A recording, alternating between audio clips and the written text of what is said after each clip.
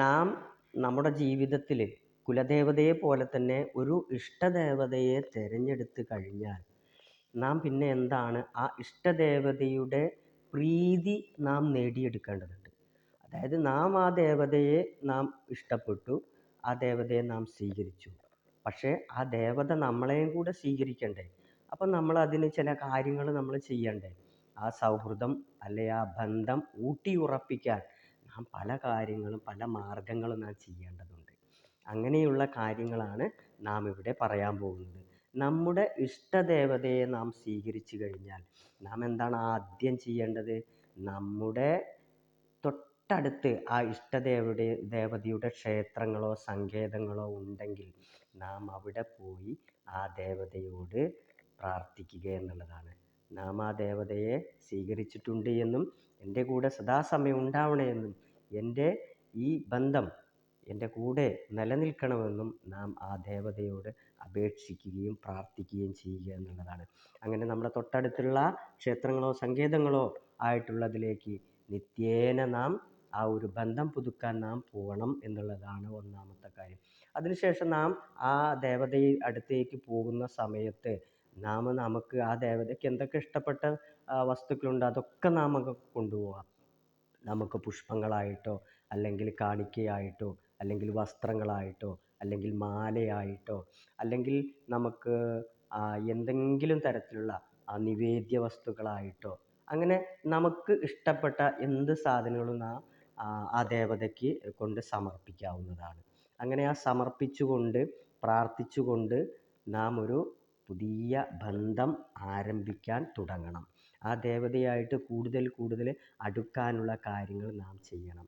നാം ദേവതയ്ക്ക് ഇഷ്ടപ്പെട്ട നാമങ്ങൾ ചൊല്ലണം, അവിടെ പോയിട്ട് കീർത്തനങ്ങൾ ചൊല്ലണം, മന്ത്രങ്ങൾ ചൊല്ലണം. പക്ഷെ ഒരിക്കലും നമ്മൾ എന്ത് ചെയ്യരുത്? നമ്മുടെ ആവശ്യങ്ങളെ ആദ്യം നമ്മൾ പറയുകയേ ചെയ്യരുത്. നമ്മുടെ ഇഷ്ടദേവതയോട് നമ്മുടെ ആവശ്യങ്ങൾ തുടക്കത്തിൽ പറയുകയേ ചെയ്യരുത്. നാം നമ്മുടെ ആ ദേവതയായിട്ട് ബന്ധം സ്ഥാപിക്കുക എന്നുള്ളതാണ് നമുക്ക് ഒന്നാമത്തെ കാര്യം. നമുക്ക് ആ ബന്ധം സ്ഥാപിച്ച് കഴിഞ്ഞാൽ പിന്നെ നമ്മുടെ ആവശ്യങ്ങളും പരിഭവങ്ങളും ഒക്കെ ആ ദേവത പൂർണ്ണമായിട്ട് ഏറ്റെടുക്കും. അതുകൊണ്ടാണ് നമ്മുടെ ഒരു കാര്യസാധ്യത്തിന് വേണ്ടി ഒരിക്കലും നമ്മുടെ ഇഷ്ടദേവതയെ ഉപയോഗിക്കരുത് എന്നുള്ളതാണ് അതിൽ മുഖ്യം. എന്നാൽ നാം നമ്മുടെ ആഗ്രഹങ്ങൾ നമ്മുടെ ഉള്ളിൽ ഉദിക്കുമ്പോൾ തന്നെ അത് ആ ദേവത തിരിച്ചറിയുകയും നമുക്കത് നേടിത്തരികയും ചെയ്യുന്ന രീതിയിലേക്ക് ആ ദേവത നമ്മളെ ഇഷ്ടപ്പെട്ട് തുടങ്ങുക എന്നുള്ളതാണ് നമ്മൾ ആദ്യമായിട്ട് ചെയ്യേണ്ടത്. ഒരിക്കലും നമ്മളൊരു വിലപേശലിന് വേണ്ടിയിട്ട് ഒരിക്കലും നമ്മൾ ആ ഇഷ്ടദേവതയുടെ അടുത്തേക്ക് പോകരുത്, ഒന്നും പറയരുത് എന്നുള്ളതൊരു മുഖ്യ വിഷയമാണ്. കാരണം നാം നമ്മുടെ സുഹൃത്ത് അല്ലെങ്കിൽ നമ്മുടെ ഭാര്യ അല്ലെങ്കിൽ നമ്മുടെ ഭർത്താവ് അല്ലെങ്കിൽ നമ്മുടെ പുത്രൻ അല്ലെങ്കിൽ നമ്മുടെ സഹപാഠി ഇങ്ങനെയുള്ളവർ ഒക്കെ എന്താണ് അവർ നമുക്ക് അറിഞ്ഞ് ചെയ്യുക എന്നുള്ളതാണ് അതിൻ്റെ ഉത്തമം എന്ന് പറയുന്നത്. അതുപോലെ തന്നെ ആ ഇഷ്ടദേവത നമുക്ക് അറിഞ്ഞു തരണം.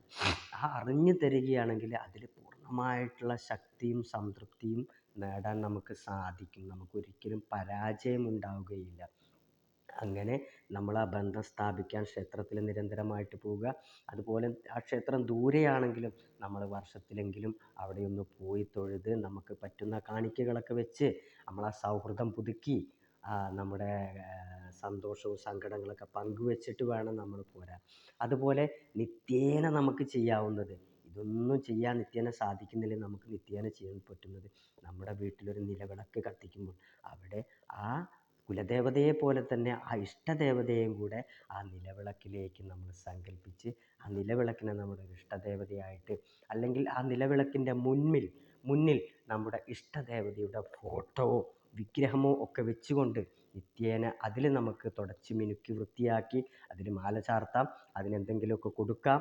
അങ്ങനെ അതിനെ പരിചരിക്കുന്ന രൂപത്തിലേക്ക് നമുക്ക് ഇഷ്ടദേവതയുടെ പ്രീതി നേടുവാൻ വേണ്ടി പല കാര്യങ്ങളും നമുക്ക് ചെയ്യാവുന്നതാണ്. അപ്പം നമ്മുടെ കൂടെ കൊണ്ട് നടക്കാം ആ ദേവതയുടെ കീർത്തനങ്ങൾ, അത്തരത്തിലുള്ള നാമങ്ങളൊക്കെയുള്ള അടങ്ങുന്ന ചെറിയ കൊച്ചു ഗ്രന്ഥം നമ്മുടെ കയ്യിലുണ്ടെങ്കിൽ അത് നമുക്ക് കൊണ്ട് നടക്കാം, നമ്മുടെ ബാഗിൽ സൂക്ഷിക്കാം.